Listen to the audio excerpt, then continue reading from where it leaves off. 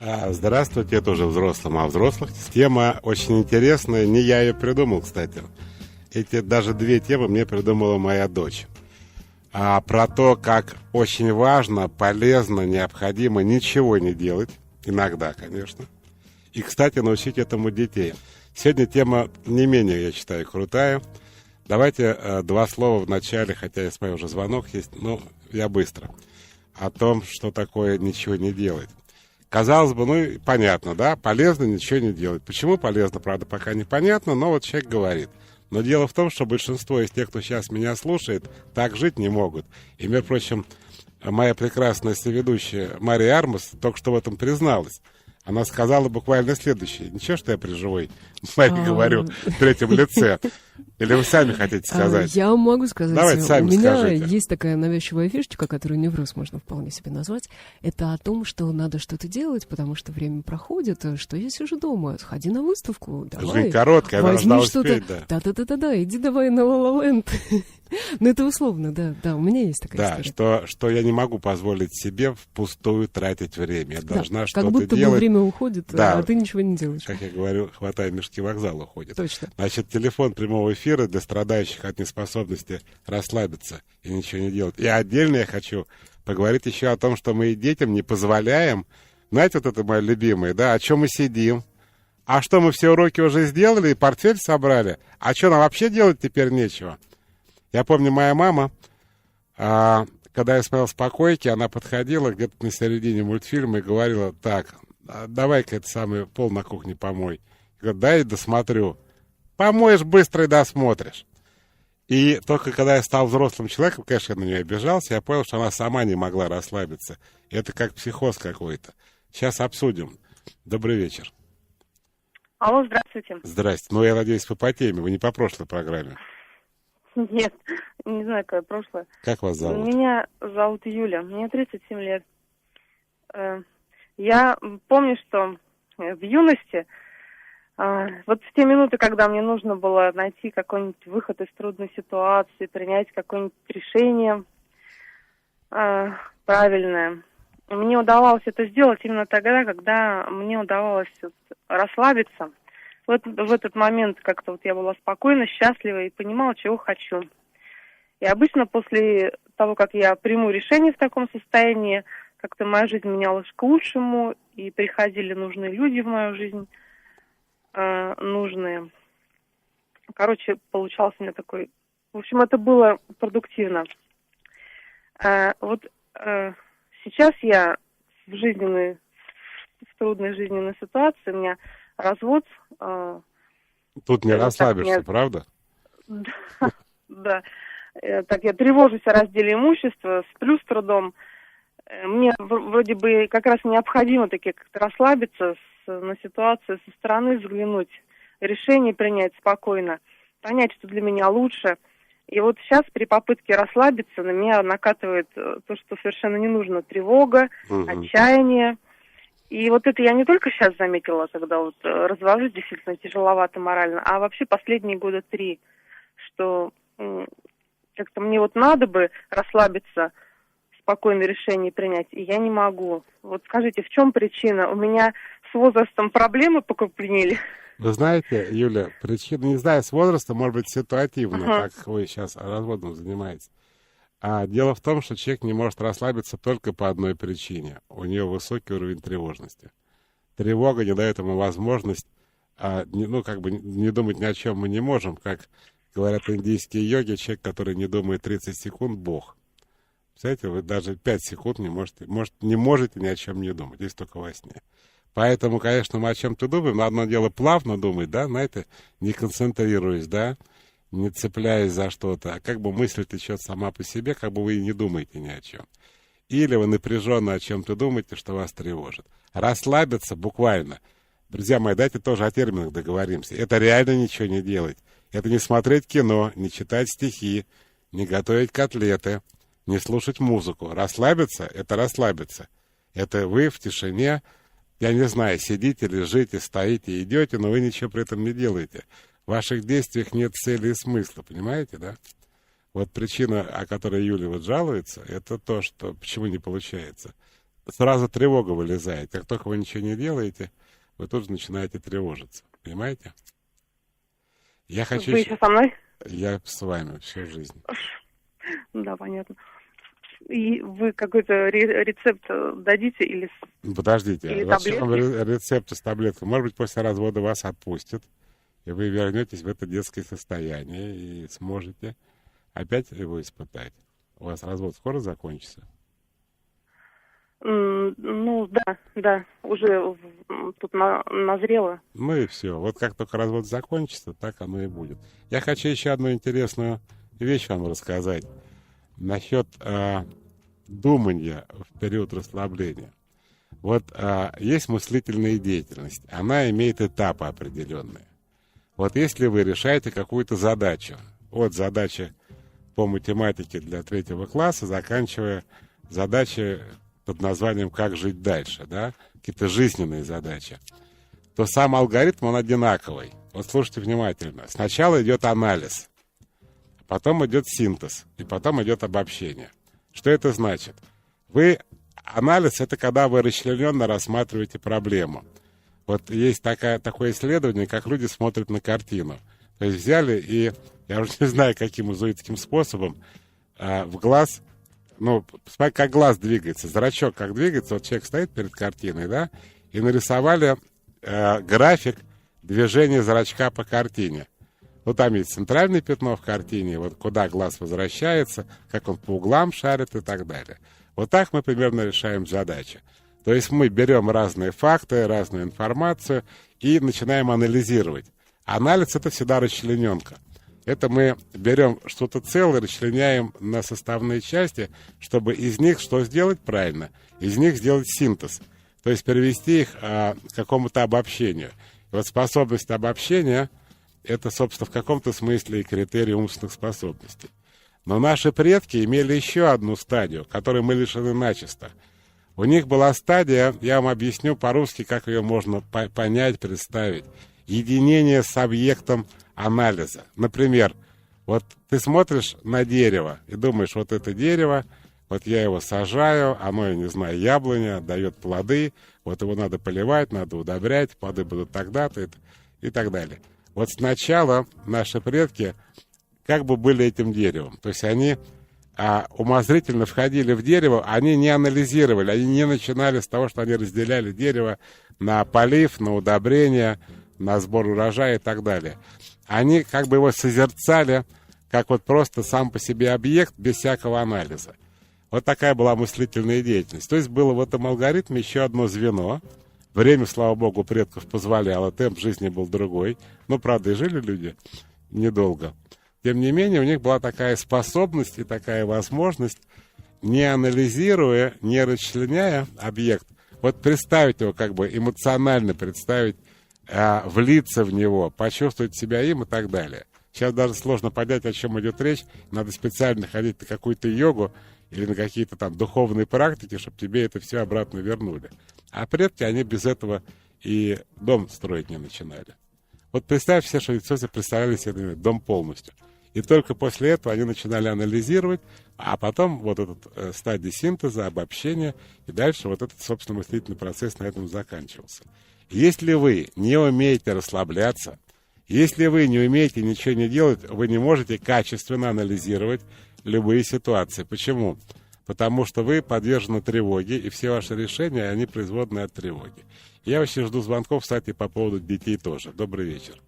Добрый вечер. Как вас зовут? Меня зовут Антон, город Ставрополь. Антон, какая у вас проблема в связи с этим? У меня проблема связана со следующим. То есть я в определенный момент начал увлекаться психологией. Ну, для себя, для саморазвития.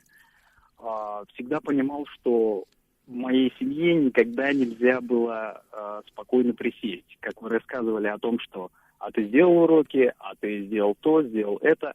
И сейчас вот наступил тот момент, когда я уже отделился, то есть сепаративно от семьи, у меня своя семья, но вот это чувство сделал, не сделал, оно как бы осталось и переросло в лень. Ну, то есть, грубо говоря, у меня появилась возможность лениться. И вот край этой возможности, он перешел в другую сторону, в другое русло. И вот я не знаю, как теперь это контролировать. То есть получается, что я добился той свободы, которая дала мне возможность лениться чересчур. Вы знаете, Антон, это немножко неправильное у вас понимание причинно-следственных связей. Дайте я вам расскажу. А расслабиться — это не лень. Это вы просто вот думаете о чем-то, да? Находитесь в таком состоянии, я бы сказал, нирваны. А лень — это две проблемы. Отсутствие воли или отсутствие мотивации, или отсутствие и воли, и мотивации. Понимаете меня? Да, да. Вот я в чем понял. причина лени. Или у вас нету сил, вот нету волевых, да, усилий, или вы Да, не знаете, вот- зачем вы это делаете. Вот прям руки опускаются, то есть вот я понимаю, что есть стимулы, но я не иду к ним, потому что опускаются руки. Я себя уже и заставляю, и результаты не Значит, вы добиваюсь. потеряли мотивацию, понимаете, какое дело? Вы потеряли мотивацию. Вам надо вернуть смысл того, что вы делаете. Это ни к расслаблению, ни отношения не имеет. Но похоже, внешне похоже, это правда. Мгм. Михаил, вы говорите, что тревожные люди не могут ничего не делать, но как практически избавиться от этой тревожности? Спрашивает Саша из Екатеринбурга. Ну, один из способов, Сашенька, избавиться от этой тревожности — ничего не делать. То есть, ну, каким-то образом, вот, например, если Мари не производит впечатления никакого тревожности. Она вообще спокойна, как сфинкс, и очень спокойно разговаривает. Вообще без таких, вот сейчас мы тут... Ну, знаете, Михаил, скажи, иногда встаешь утром и что-то надо делать, надо куда-то идти, надо же смотреть Вот. прекрасное. Вот давайте мы скажем Марии и вам, Саша, что, вот как эту проблему решать. А вы ничего не делаете. Вот вы говорите, надо, и продолжаете дальше лежать. Сначала Михаил, подождите, я вам сейчас расскажу, простите, что перебиваю. Ты лежишь, ничего не делаешь, тревожность нарастает, я могу сказать, да. Ну, можно, я не знаю, взять что-то такое легкое, даже не книжку, а журнальчик, например, да? Читаешь журнальчика, а в голове мысли, что ж фигней ты Не про занимаешься? журнальчик в голове, да. В общем, надо себе давать возможность какое-то время вот пережить и ничего не делать. Я, например, тоже имею похожие проблемы. Я не могу, например, лежать на пляже и загорать. Это вот я вообще больше 5 дней даже отдыхать никуда не езжу. Там 5 дней это уже с трудом. Потому что я еще работать люблю. Но это тоже, кстати, проблема, тоже, видимо, какая-то неспособность расслабиться. Но я уже научился, тем не менее, в течение, хотя бы минут, а иногда даже и часов, просто лежать, как говорится, зубами к стенке и ничего не делать. И думать свою думку. Я думаю, что наша причина, то, что мы сейчас, очень многие из нас не могут этого делать, в том, что вот и в детстве у нас не было такой возможности. У меня мама была очень тревожная, я думаю, она поэтому меня все время пыталась дергать, чтобы я всеми чем-то занимался. Более того, в каком-то смысле советская идеология, она так и звучала прямо. Вот что, как это ничего не делать? Это паразитизм, или как это, паразитство, не знаю, как правильно, по-русски. Что люди так не должны жить, не должны себя так вести.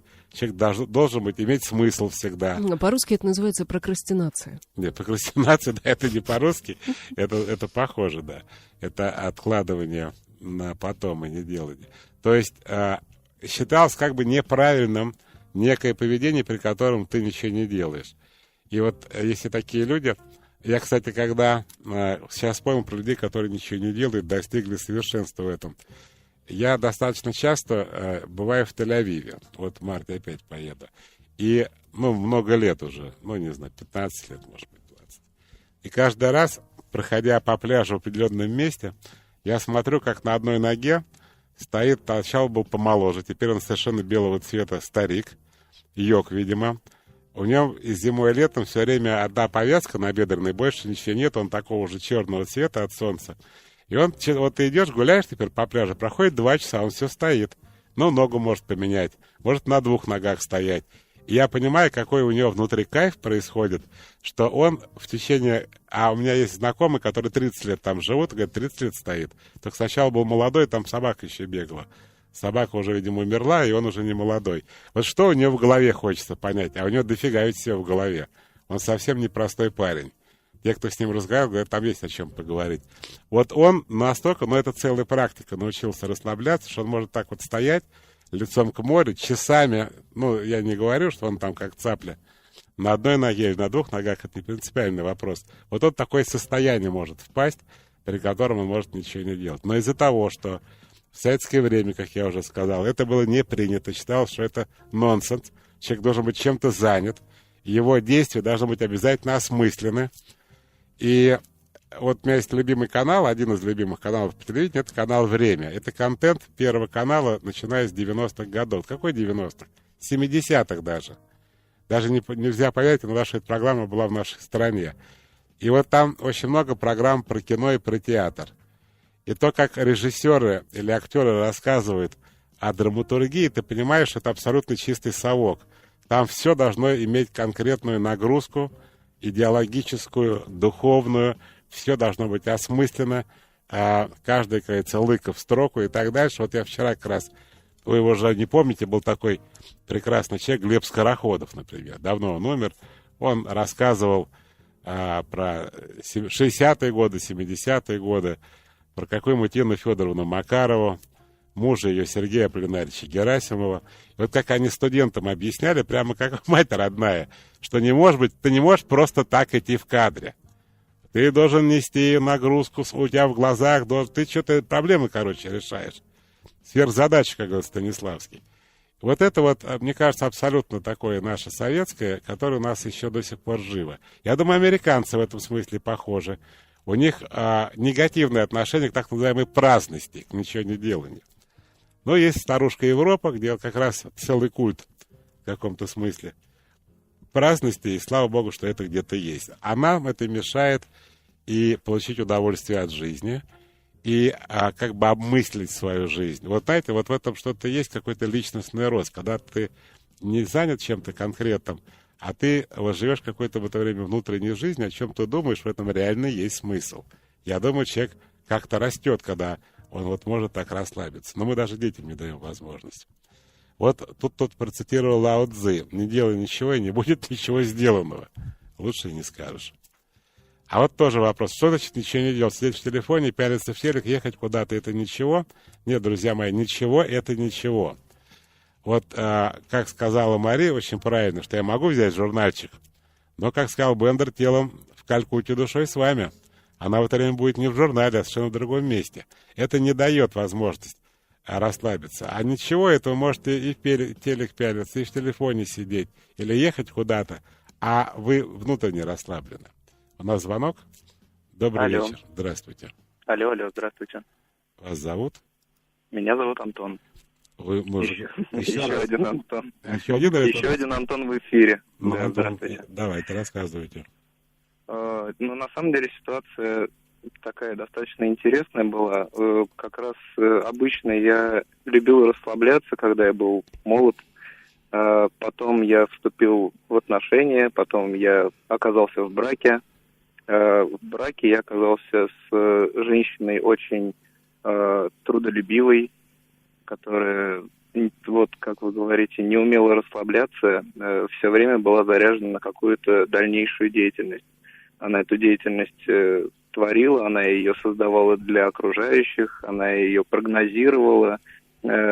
И на самом деле у нас появились дети, все было достаточно хорошо, только в определенные моменты у меня получалось так, что хочется организовать как раз это самое расслабление, как-то оказаться в тишине, вдвоем, ни о чем не думать и так далее, но всегда, когда оказывались с ней вдвоем, она говорила либо о будущей деятельности, либо о том, что как сейчас там дома с нашими детьми, как же, ну и так далее, и так далее. То есть она всегда пыталась как-то навязать эту бурную деятельность. И как-то в какой-то момент, это было, наверное, начало этого года, когда я посмотрел на ее отца, который прожил с такой же женщиной всю свою жизнь, и, в общем-то, с тещей и копировала свое поведение моя жена.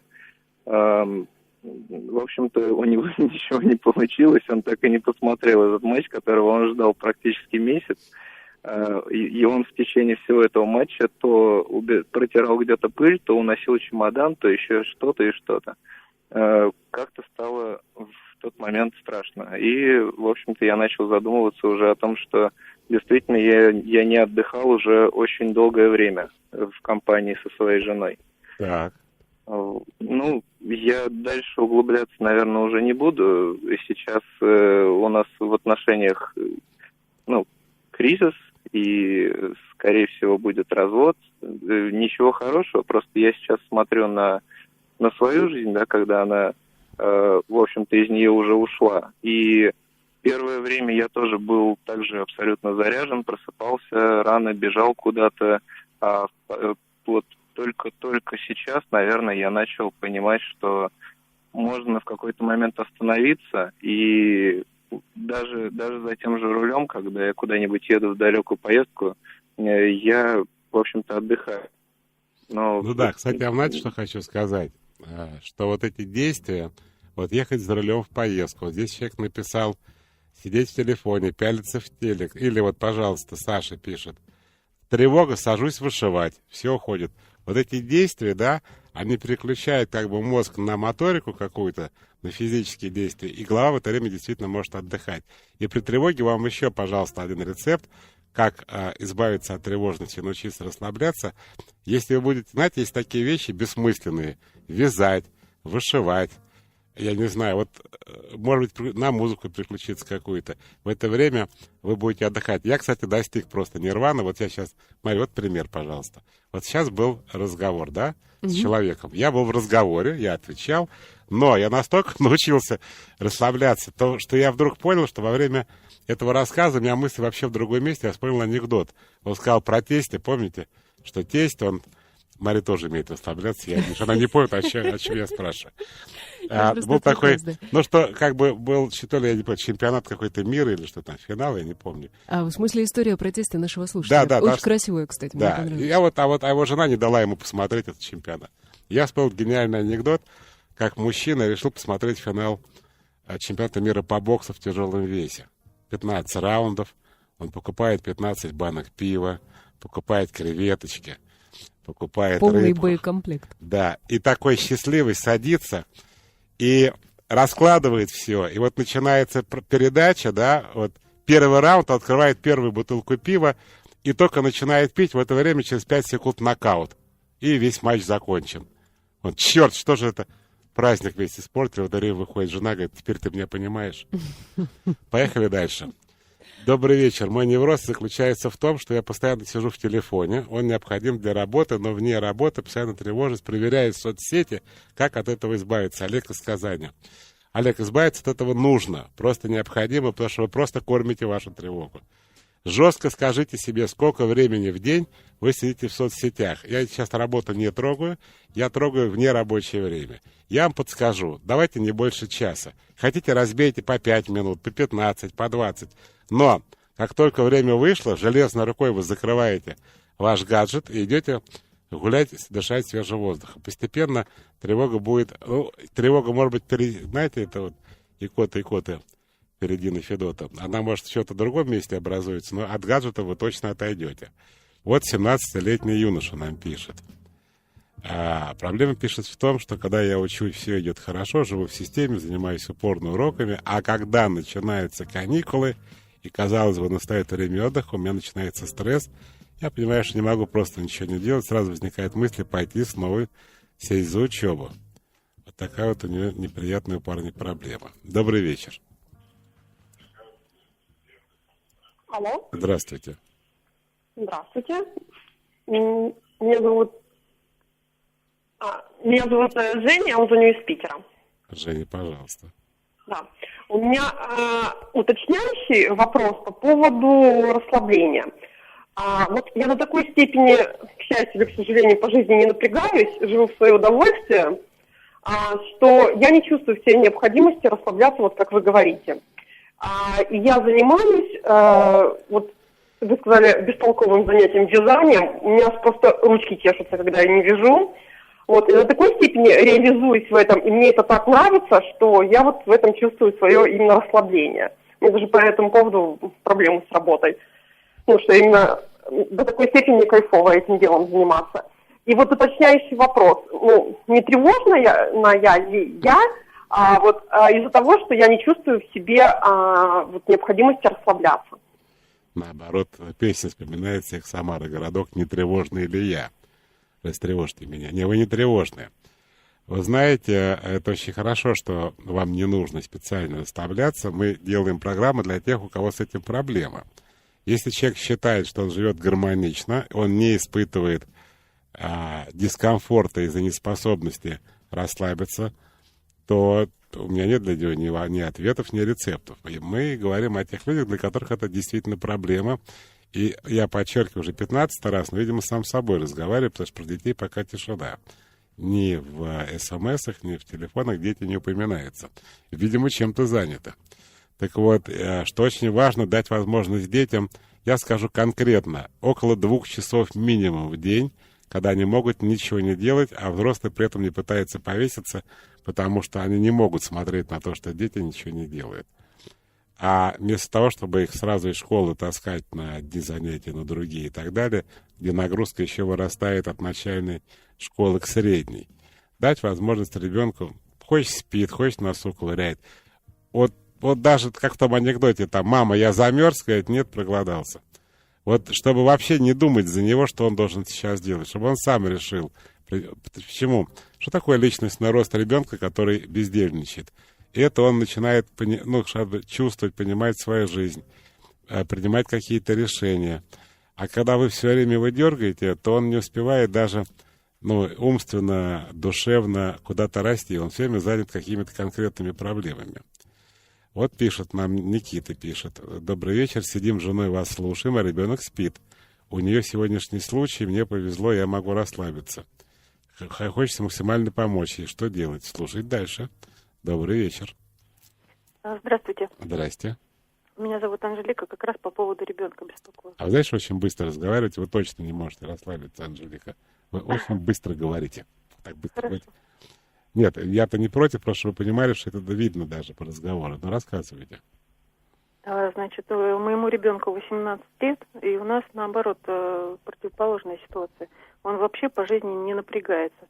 То есть получается так, что не на учебе довел до такого состояния, что там практически все незачеты, и 11 класс, экзамены ЕГЭ, ничего не готовится, ничего не делает.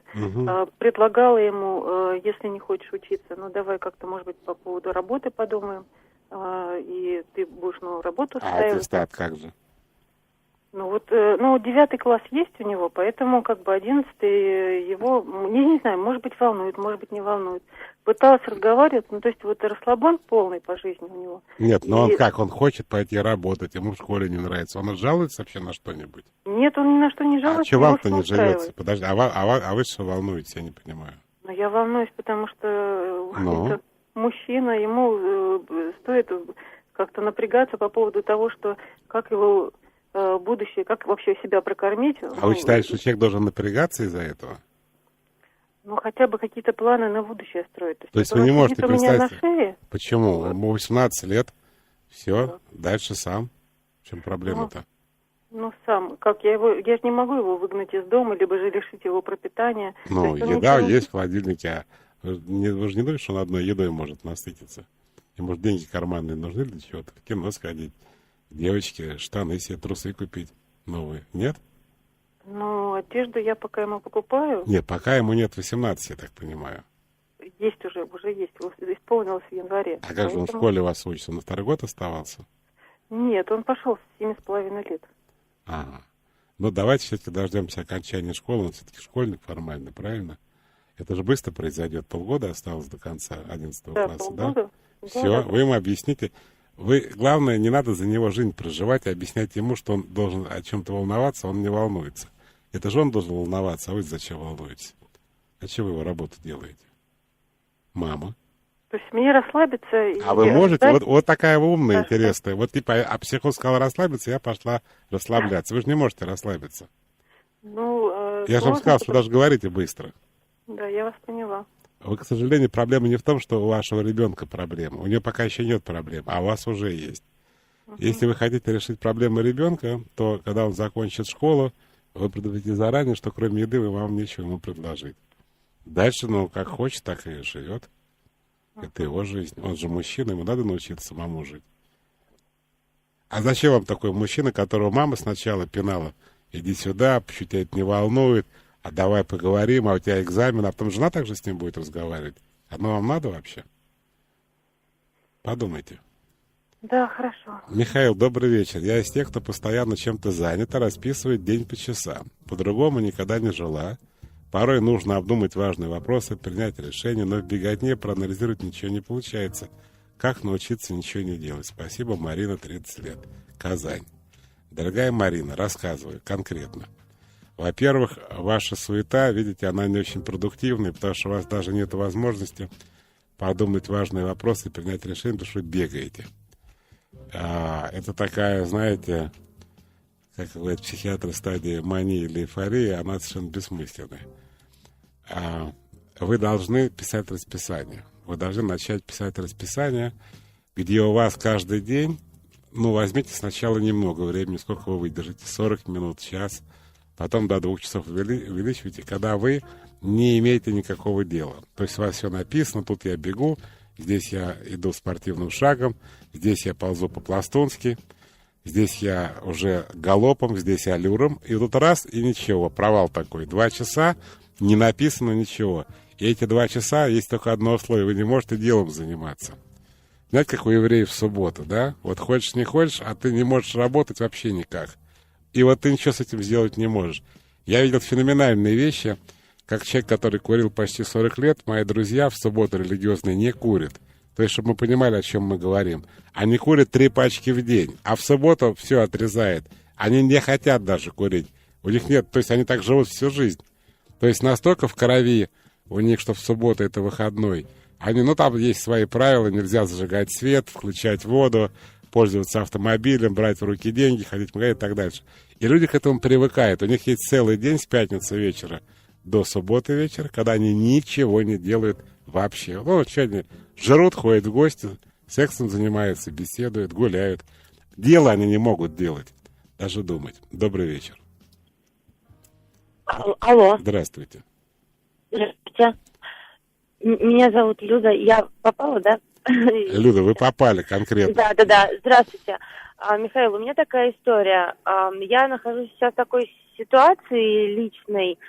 Пытаюсь разобраться в своей личной жизни. Мы с супругом долго живем. У нас была всегда прекрасная семья, но по стечению обстоятельств так получилось, что мы сейчас пытаемся наладить наши отношения. Он некоторое время назад нашел другую женщину, вроде как осознал, что вот ему нужна семья, и все, и мы сейчас пытаемся начать жизнь заново, и в этом состоянии мы находимся уже около года, и получается так, что он вроде как мне говорит, я уже вот вышел из этого состояния, и иду дальше, и готов, а вот ты как-то вот, говорит, уже, и он мне говорит такие фразы, ты уже 7 дней спокойная, и вот теперь тебе, значит, нужно на мне сорваться.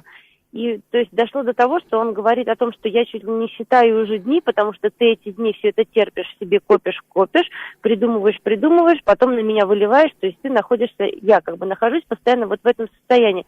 Вы знаете, я поймала себя на мысли, что это действительно какой-то замкнутый круг, и одно дело то, что я не могу, может быть, до конца пока разобраться, готова я там к какому-то прощению действительно идти совместно дальше с этим человеком по жизни, либо это действительно какое-то вот мое внутреннее такое состояние постоянной тревоги. Я слушаю вашу передачу и ловлю себя на мысли о том, что я действительно отношусь вот к людям, которые постоянно в какой-то агонии. То есть я постоянно боюсь что-то не успеть. Я понимаю, что если я лежу на диване, то я параллельно должна что-то еще делать, потому что иначе я теряю время. И насколько вот это вот мое состояние какой-то загнанности, оно переходит, что ли, на меня вот для решения какой-то моей главной задачи в жизни, что я и тут не могу выйти из этого нервика какого-то, который мне просто портит жизнь и отравляет. Вы знаете, это очень связано. Более того, психика так устроена, что вот история с вашим мужем для вас это повод как бы волноваться. На самом деле вы не поэтому, как вы сказали, испытываете нервяк, просто там расположено ваши переживания. Теперь по поводу вообще, как с этим быть. Дело в том, что то, что вы сказали, я так подозреваю, то, что Мария сказала, это про чувство вины, когда ничего не делаешь. Да, Мария? Есть такое ощущение, чувство вины, что нельзя вот так вот лежать, нельзя ничего. Жизнь уходит, надо срочно идти в театр. слушать музыку и читать книгу. Но это непростая история. Нет, просто как вот здесь похоже на чувство вины, что я не могу себе позволить так жить праздно. Ну, в моем случае, Михаил, как-то так получилось, что бабушка работала, работать надо, обязательно работать. У нас всех работали. И это действительно то, что вы говорили о культурном феномене определенном. Если ты что-то не делаешь, то ты кто? Да. Лентяй, точно. Понятно. Да, Морген, Нюрнихойта. Да, вы знаете, есть чувство вины еще. Я не буду вас в качестве экспоната выставочного больше терзать, но многие люди, когда они ничего не делают, их накрывает чувство вины, что это неправильно, не по-людски живем, нельзя так лежать, потому что вот есть другая жизнь, где все работают. Поэтому вот вы можете как раз с этим столкнуться. Я сейчас слушательнице обращаюсь нашей. Я прошу прощения, просто я считаю, что я почему-то еще попала в такую современную историю. Я думаю, что многим слушателям это понятно, когда твое окружение на тебя очень влияет. Потому что когда твои вокруг все люди успевают сделать за день 100 дел, и это становится в ранг какой-то там того, что я такой вот молодец, посмотрите. Конечно, а вы плохая, вы не дотягиваете. И ты думаешь, а я почему? Вы знаете, был такой анекдот в моем детстве. Значит, какой-то в Средней Азии конкурс акинов. Выходит молодой акин.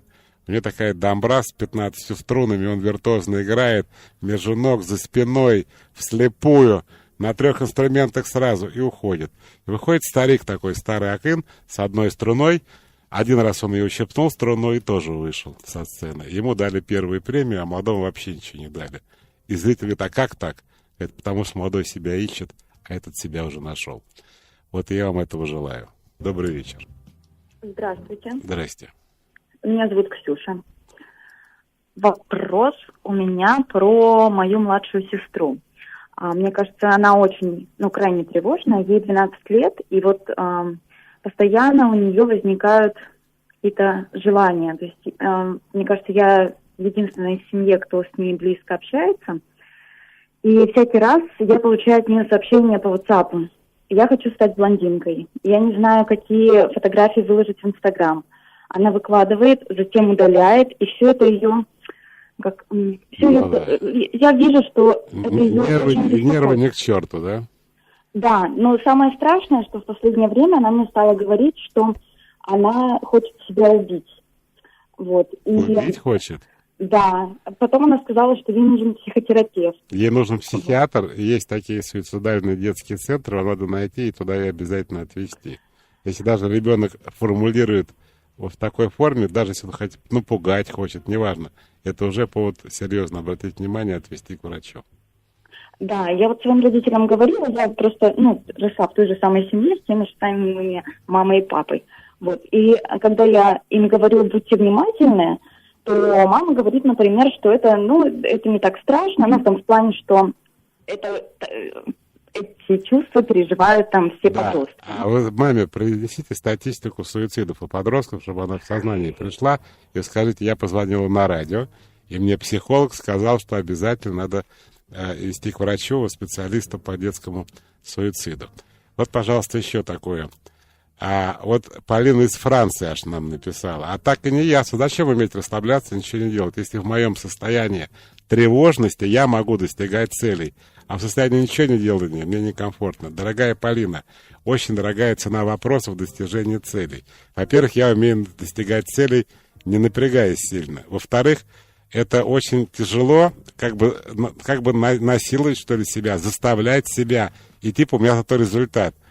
Я считаю, что для человека очень важно прожить жизнь комфортно, счастливо, радостно.